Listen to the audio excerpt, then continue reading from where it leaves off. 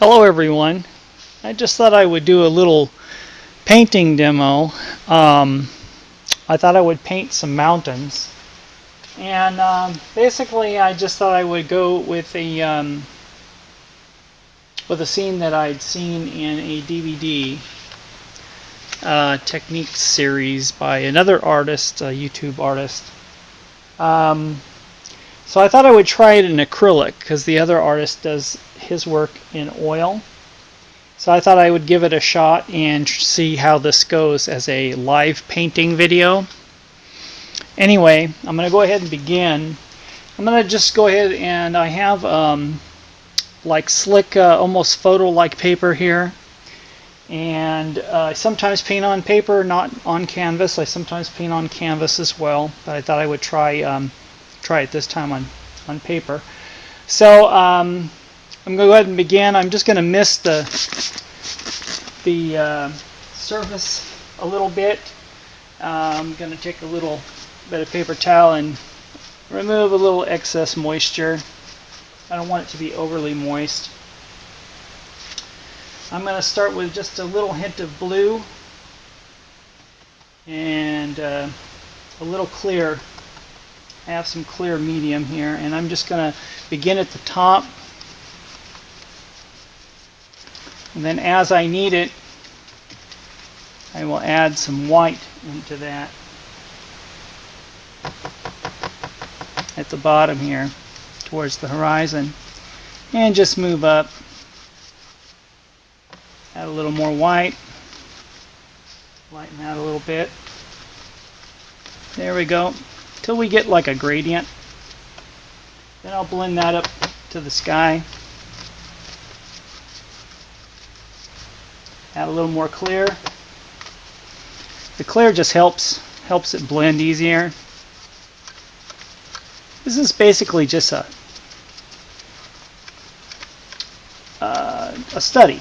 We're studying a mountain here. Now, when you start feeling the paint kind of pull a little bit, mist it again with a little water and then gently go across it, and the water will help the acrylic move, because you'll start noticing you'll get to a point where the acrylic doesn't move, and that will become a problem. So in order to get that to stop happening, you just easily do these X strokes. Also, you can do a combination of going back and forth and X strokes. And see how I feel right now the paint is starting to fight me a little bit. Just slightly mist it again and move it up. And you get rid of that. So you notice that the gradient is darker at the top, lighter at the bottom. And if you need to add a little more emphasis of that dark blue, just put a little more blue at the top. So until we have a nice gradient. Take off any excess. If you want to add some white, you can just rub it across. If you want to get the horizon line to be a little bit lighter, just get a little more white and put it at the horizon line, and until you feel the gradient is just about right. So I think we're almost there. I misted it a little bit more because acrylics tend to dry quickly, so yeah, it doesn't take much for acrylics to dry. So I think I've got a pretty good gradient there. Now if I had wanted clouds, this is going to be a cloudless sky. If I had wanted clouds, what I would have did is I actually kind of sketched in some clouds, so I would know to leave negative space so that I wouldn't actually paint in that area. Leave it white so that you could actually paint in the clouds, leaving a light area. So I think I've got a pretty good gradient here. I'm going to quit. Just make sure you're fully covering your canvas. Yeah, it looks pretty good. So I think I'm going to stop here and we'll let that dry.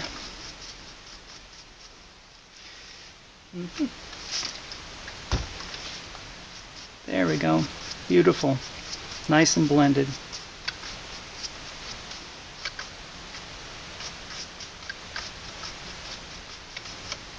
Okay, so I'm going to go ahead and clean off my brush. I have my little cup here with some water in it. Just put my brush in the water, let that soak. So what I'm going to do now is I'm going to get my, I've got my palette here, and I'm going to wipe some of that away because I don't need all of this now. And I made this Stay Wet palette, which is pretty cool because what it does is it allows me to mix right on the lid.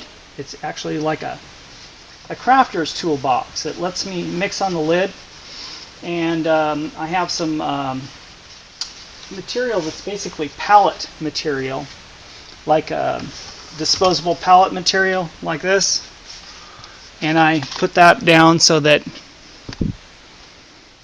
that I can mix on that surface easily. And then I have these little wells which has each of my individual colors in them. So let that get some of the excess water out of that brush and let that start drying. So now on to make sure when you're using brushes that you're using the right kind of brush. You don't want to use a brush that's for oil paint if you're doing acrylic, and vice versa. So I need to find a filbert brush that I can use for doing the mountain. And I'm going to mix a little bit of black, a little bit of blue, little touch of blue, a little bit of white together, so we get kind of a cool gray. Yeah, that looks good right there. Maybe a little more dark, a little darker than that. There we go. A little more black. There we go. Have a dark gray. Yeah. I'm just going to basically sketch in a mountain here.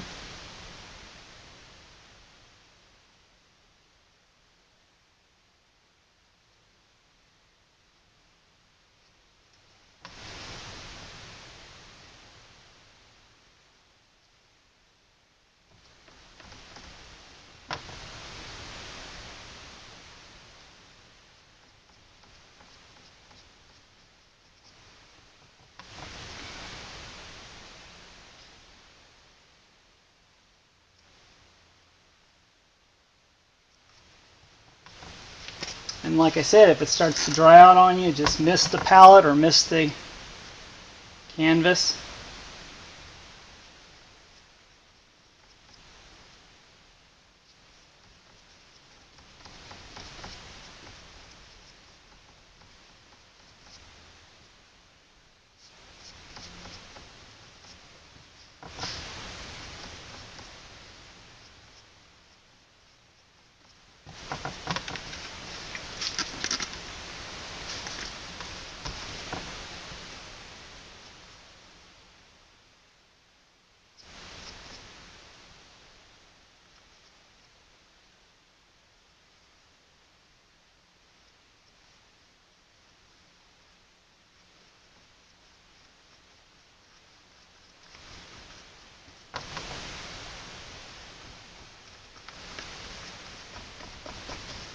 So anyway, I use paper because it's really a good way to just practice. Now if I was serious about the painting and if something I was going to sell, of course I would probably most likely use a canvas. Here we go. Try to get some of the brush pieces out of it, just flicking off. Oh, I'm going to change brushes because that one's shedding. And that does sometimes happen when you're doing this kind of stuff. Let's try a different brush. Here's a nice one. Meant for acrylic. I'm going to do a little darker here. And just smooth out these lines.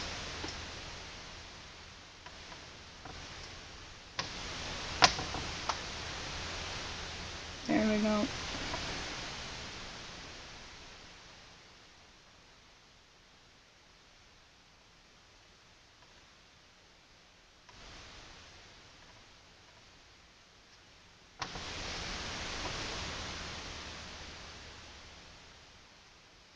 So if you think you're making little mistakes, you can just simply paint over.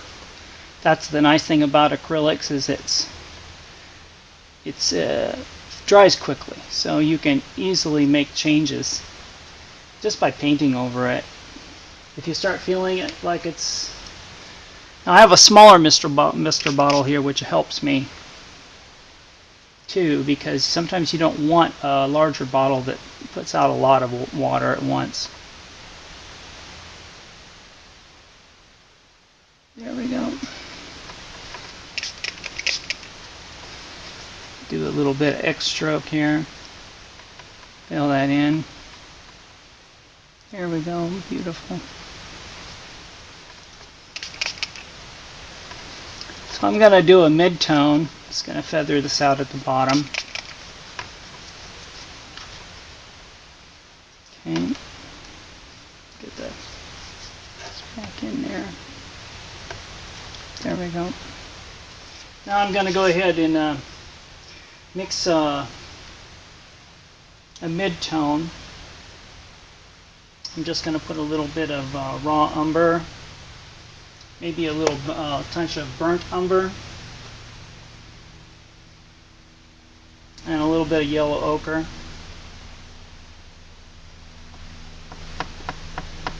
And a little more white. There we go. Go down to a smaller brush. I mixed that on the bigger brush, but I'm going to go down to a smaller brush. And a little more black in there. Kind of a... Actually, put a little bit of red in it too. Just a little half red. Kind of a warm color. There we go. Now, go down to a smaller brush. I don't know if I'll use a longer handle brush, maybe. And let's just start putting some of this mid-tone down here.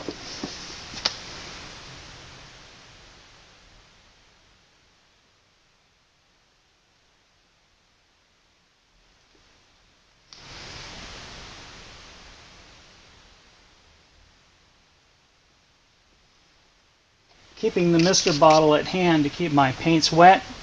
Just go along the mister bottle and just pick it up. Keep your paints wet. As you see, the light's coming from the right hand side, so I want to emphasize that.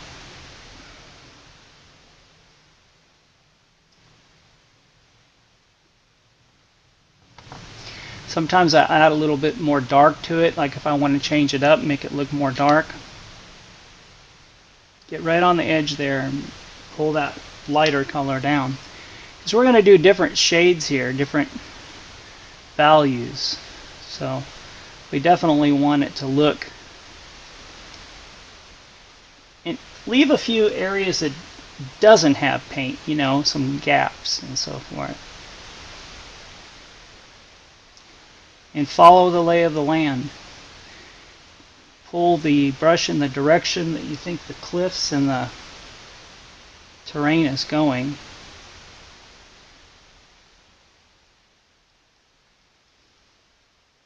It's good to leave some of those brush strokes there.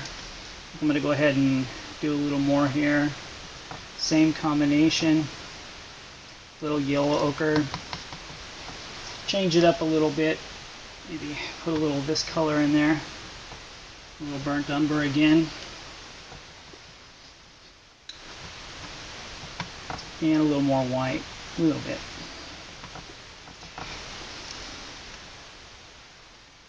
Again, this is the sunny side, so that's where we're going to pull from.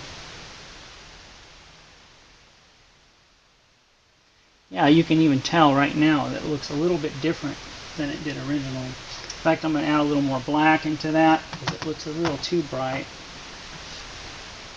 Yeah. Yeah, this is actually good. It's actually another tone we can add to the very top of the mountains. And what that does is it just establishes the light coming from the right side. Normally I would actually brighten up the sky, which I can do even post. I can do that after these mountains. And I'll have the concentrate of light usually towards the center peaks or the center of the painting, and as I move away I'll go darker, like on the edges of the painting. So try not to leave a large dark area at the top if possible. It looks better if you go right to the very edge and pull down. Yeah, and I leave gaps, see? I dither it out or feather it out, and I leave little gaps here and there because we're going to re-emphasize those shadows. And as I do this, I'll change the colors so that there's a little more. As I go on the left side, you'll see there's more darker values, shadow areas. I'm trying to say that without getting tongue-tied. And I just pull it out, and I just mist it if I feel the paint is starting to stick. That's the thing about acrylics versus oils. Oil stays wet, so you can continue blending and moving paint, where acrylic tends to dry quickly, and what happens is it just looks like it just starts pulling. It doesn't move. It starts to dry quickly. So keeping that mister bottle, and just see how I just slightly mist it, that allows that paint to move. Okay, so now we're going to go with a little bit brighter value. So I'm going to add a little white to that same mix that I had here before, and maybe just a little hint of yellow, and the yellow will give it kind of a brighter sunlight feel to it. And I will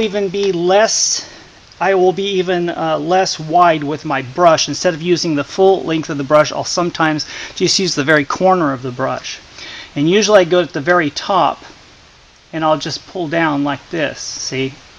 It gives the suggestion. You might even want the paint to dry a little before you do this, so that you're not blending. I'm kind of doing a wet on wet technique. And if I pick up dirty part, because when you paint on wet paint, you're going to pick up the color that's already there, that's wet. So you want to clean your brush off when you're doing, especially when you're doing highlighting, because you're going to pick up the dirty paint or you're going to dirty your brush. So I'm going back into the white and a little touch of yellow. That's what I had. And it's just basically like highlighting. And if I want it to be, I sometimes do two versions of highlighting, a darker and then a lighter, even a lighter, like there's areas of light where the sunlight's really hitting. See how I'll just go with the corner brush and I just pull down a little bit. This just gives suggestions of different values, like the sunlight is hitting areas stronger than others. Yes, see? Yes, I like that. And it looks neat when you leave those brush strokes. It just gives it kind of that painterly look. You don't want to have it overly done, So, and then I'm going to mist my paint, keep them wet. It's always good to mist your paint. Don't over mist it, don't make it too wet, but you want to definitely. So I'm going to give a little more suggestion of sunlight, because this is the center of the painting, and this is where I want the sunlight to be concentrated, like the sun is hitting it. And you notice I change the direction of the brush a little bit too. I don't keep the brush in the same area. Sometimes I'll just go completely flat and then see what happens, see if I get kind of a nice suggestion that these are sunlit rocks. Now, the other thing you can do, which I do sometimes, is I take a blender brush or a brush to blend, and I'll just gently soften an area. Gently soften. And it will give the appearance that there's a little bit of mist, or that it's not really sharp, because you got to remember the mountains are in a distance. Things are in the distance. They're not always 100% sharp.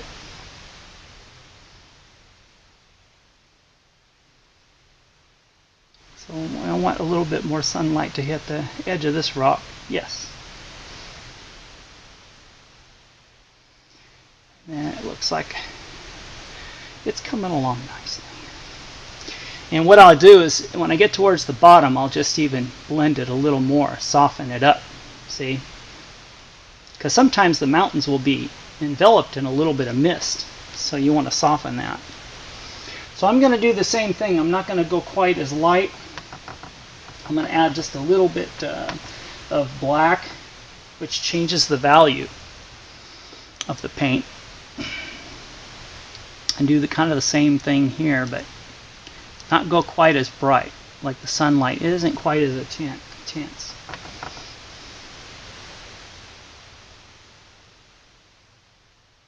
It's like I said, it's good to leave those little cracks and crevices and so forth. Don't go full on. Leave gaps, because that can be suggestions of places that have shadow, like darker areas, darker regions.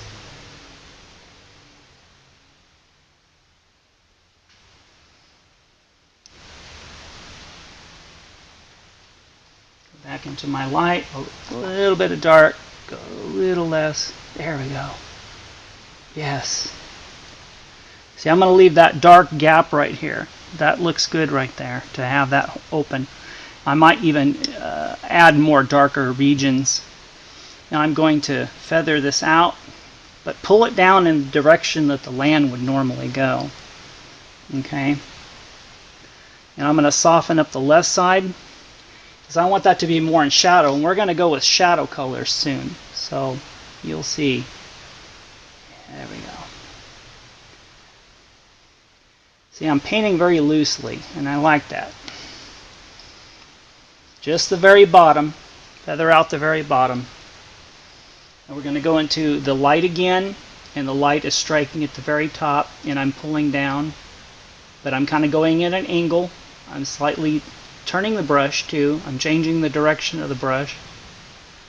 Not always going in the same, but I want to leave this dark side, so I don't want to go over there, because that's going to be the shadow side, the side the sun is not hitting. I'm going to leave that little bit of tan there. The more variety you have in value, the more realistic your painting becomes.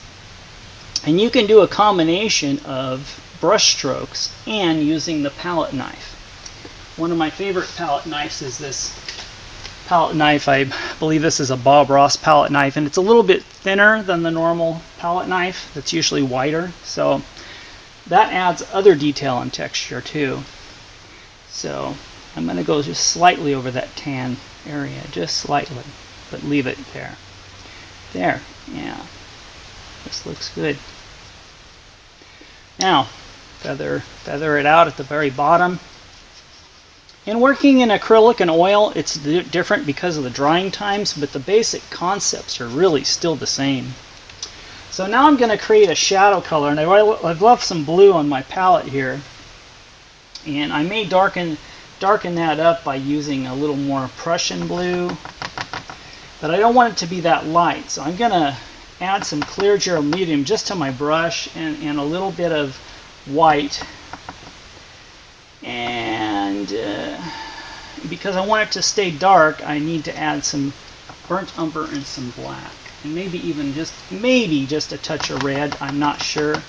Let's just see how that looks. I'll put a little alizarin crimson, just a little touch of alizarin crimson in there, and it kind of becomes kind of a soft gray kind of blue. And I'm not going to put that all over. I want to leave some of that dark, so I don't want to lose my lark. So I wiped my brush out, and I'm just putting this color on the very edge, and I'm starting basically where I think maybe shadows might begin. See here? It's in the area that I just painted in white, or not white, but tan.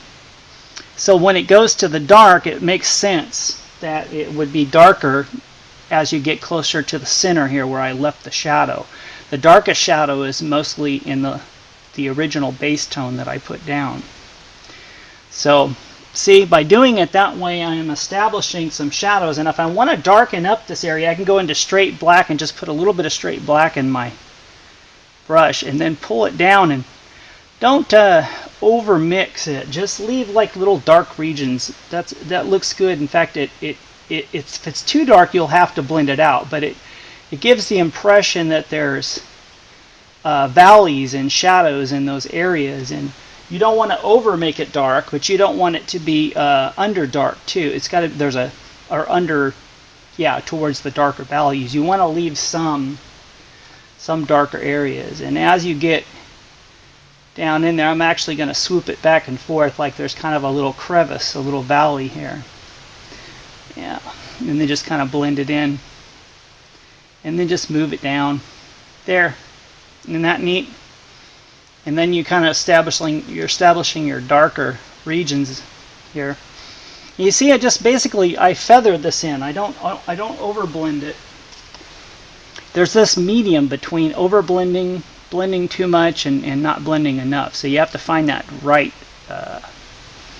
feeling. I'm going to pull some of that dark down and soften that area. And at the very bottom, I'm just going to feather it. And what I'm going to do is I'm going to mist my blending brush and just pull that down a little bit like that. Okay, so that it kind of blends the paint and softens it, so it looks kind of misty at the bottom. In fact, I might add a little more blue and white just to emphasize mist. You know, a little bit of white and blue. Put some of that dark tone in there, and then just blend it while it's still wet. You can do this in oils usually pretty easy. And I got a piece of brush from that brush that was starting to shed. I don't even know if I can get that. Yeah, I got it out. You know, there's no big mistakes here. You can easily change or paint over, so don't stress out when you think you've made a mistake. Acrylics dry so quickly, you can easily just go ahead and paint over it because it dries so quickly. Or you can, if it's still somewhat wet, you can just mist it and blend it out. Whatever it is, whatever mistake you think you've made, it's always correctable.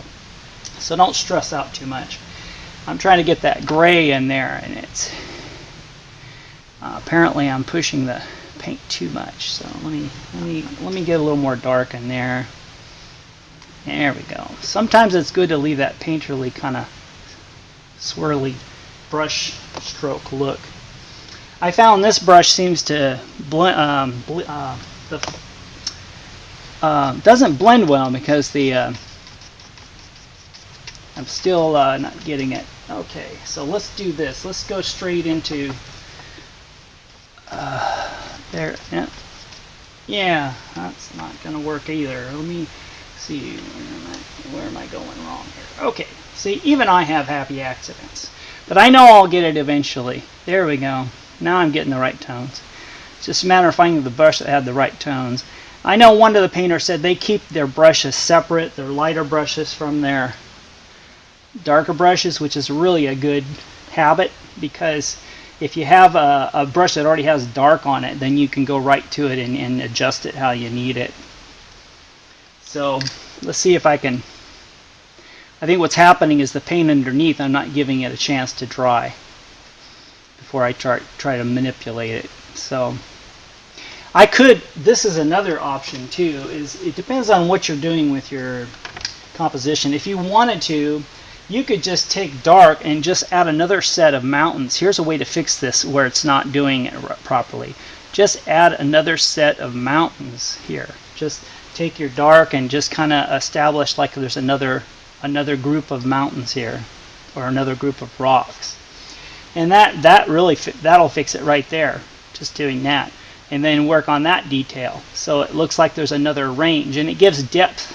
See, I like that. It gives depth to your painting because it looks like there's another range of hills or mountains there. So no, like I said, no big issue. In fact, I'm going to let that dry while I work on a different part of the painting. So that way I'm not removing paint trying to blend it. Apparently the paint was starting to come off because, and these are the little things you'll run into because I wasn't letting it dry properly. So I'm going to go a little darker at the very top, and I'm going to add a little bit of burnt umber just to give it some brown, not just black. Oh, I like that. See, that little bit of burnt umber changes it up a little bit, and it gives variety to your hills and mountains. Oh, I like that. Ooh, look at that. Yes. Okay. And it's okay to let some of that blue come through, that blue, because you can use that as shadow, because usually blue implies a shadow area. You don't have to always have everything warm. It depends on the color temperature. A lot of people don't think like photographers. When you're a painter, you should think like a photographer and think about color temperature. If you don't know what color temperature is, you should definitely look up color temperature.